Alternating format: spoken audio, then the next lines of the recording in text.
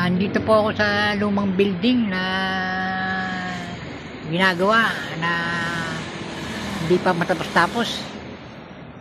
Ayan po, laki po niya, no?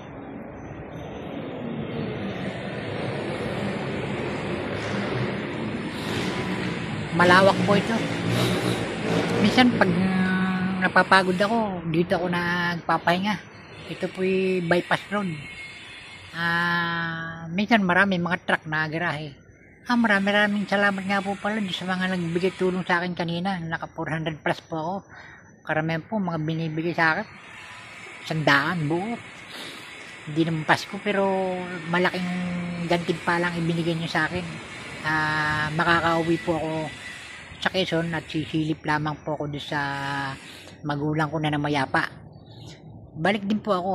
At yung pong natitirang ipon ko, kung makakabili pa po, magkakasya yung pambili ko ng bike, magbabike na lang po ako pabalik ulit dito sa Candelaria. Hindi ko alam kung kailan pa yun.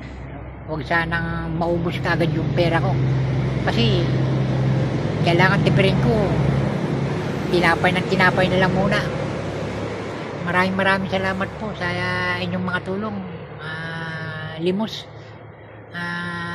Babay talaga ng mga taga Candelaria. Kahit medyo maraming may ibang sutil, normal na po yun. Pero pinaka mabait po talaga itong Candelaria na puntahan ko.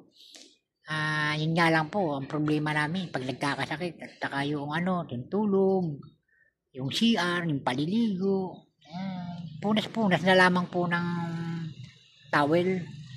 Nakakaraos din po. Maraming salamat po ulit sa inyong lahat. Pero gagawa pa rin po ako ng content na pasasalamat para sa inyo. More blessing po.